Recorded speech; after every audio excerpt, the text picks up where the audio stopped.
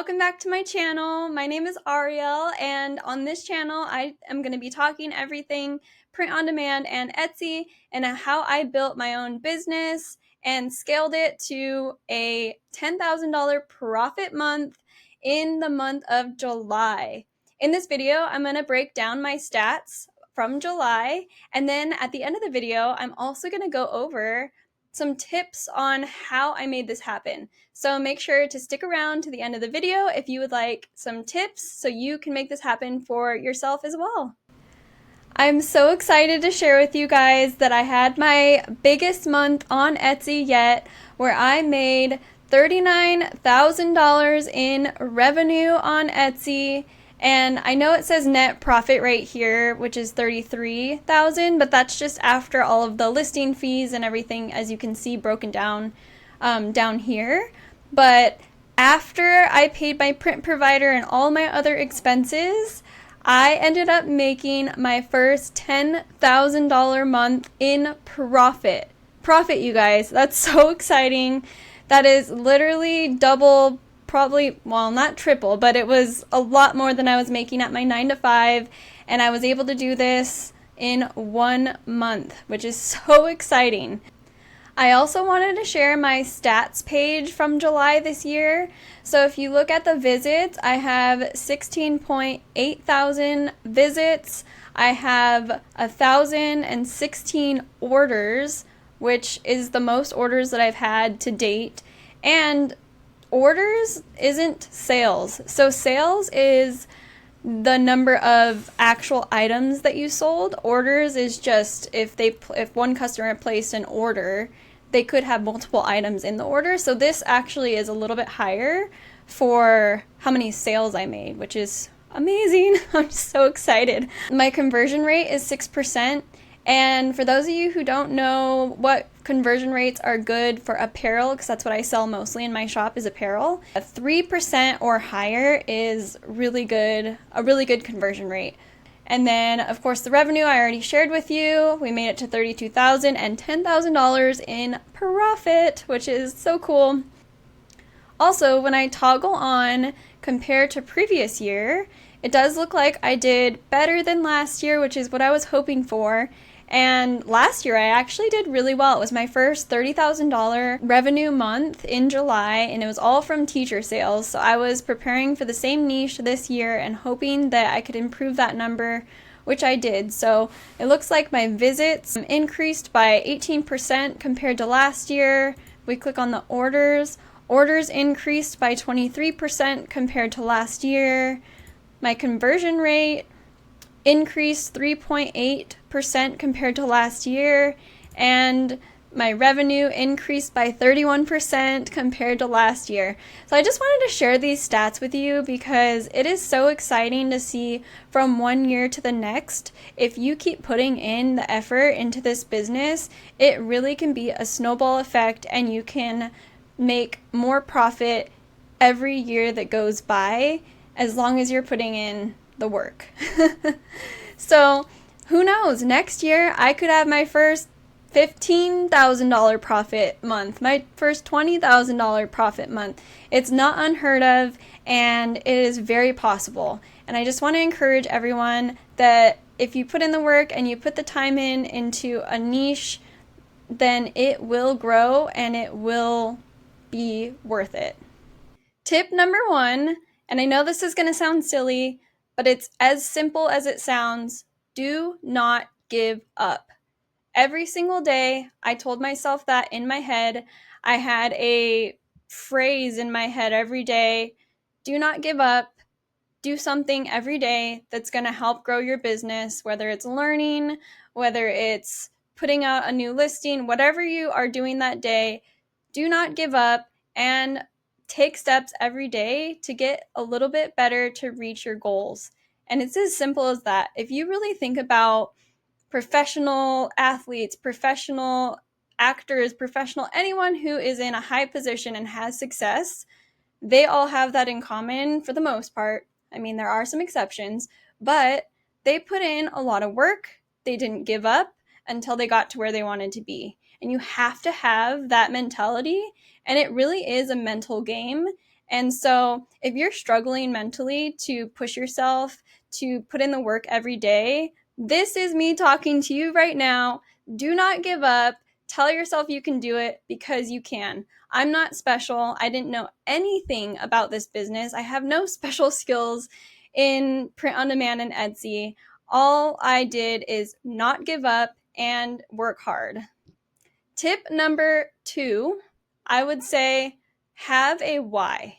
So a lot of people, and this goes along with tip number 1, if you don't have a why, you're much more likely to give up on whatever you're trying to do, whether it's print on demand or anything else. So my why was I actually had a lot of whys. I wanted to work from home. I wanted to have financial freedom. I wanted to spend more time with my friends and family. I wanted a more flexible schedule. So I actually wrote these things down, and I would remind myself of these things every day. Why are you doing this? Why does this matter so much to you? And have that pull you towards what you want to achieve.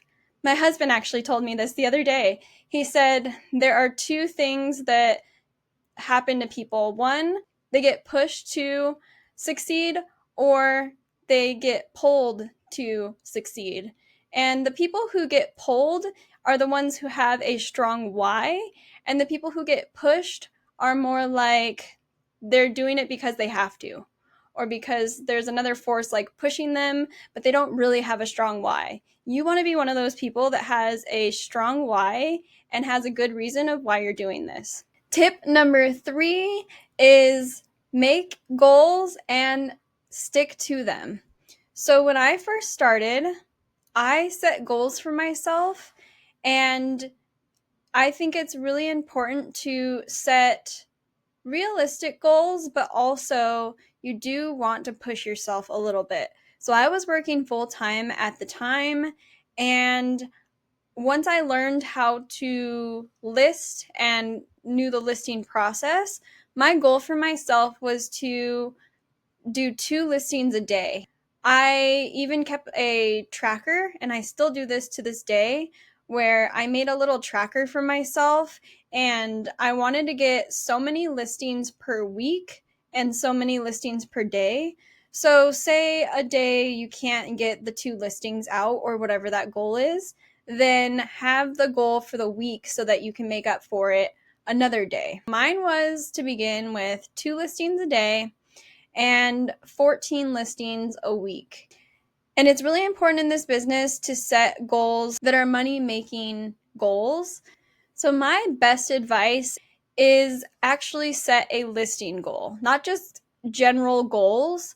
You need to have a very specific listing goal, hold yourself accountable, and actually have something physical that you cross off, showing that you got your listing goal completed for that week, for that month, and you can even have a listing goal for the year. People who are successful on Etsy, I have noticed from being in print on demand groups and taking courses and watching lots of YouTube videos, that a good listing goal per week to have a full-time successful Etsy business is, I would say, anywhere between 20 listings to, on the high end, like 40 listings a week.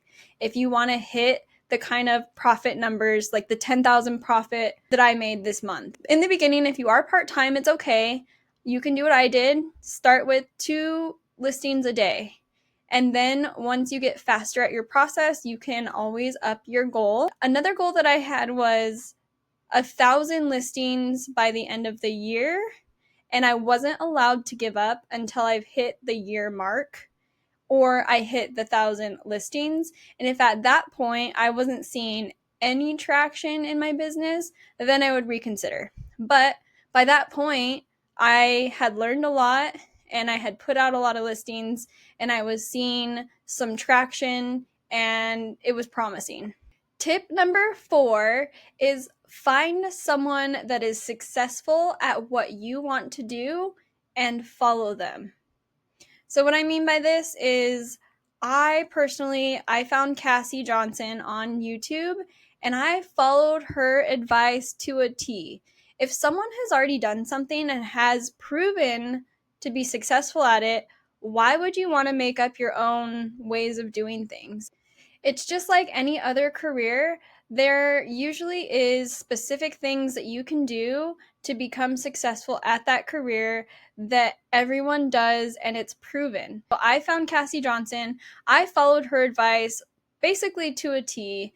Not that she has all the advice, but it's good to find someone that you trust and has shown success and has proven that they can be successful at what you want, and find someone who has made it to the point of success that you want to be at. You want to always strive for someone who is at the level that you would eventually want to be at. I highly recommend either watching YouTube videos from someone who's successful, or maybe a few people, and also a course can speed up the process. So if you don't have money for the course, that's totally fine. You don't have to take a course, but I definitely recommend following people on YouTube who have proven themselves successful and follow their tips, because they already made it and they know what they're doing. So they kind of laid out the path for you. Why wouldn't you want to follow their advice if it's proven?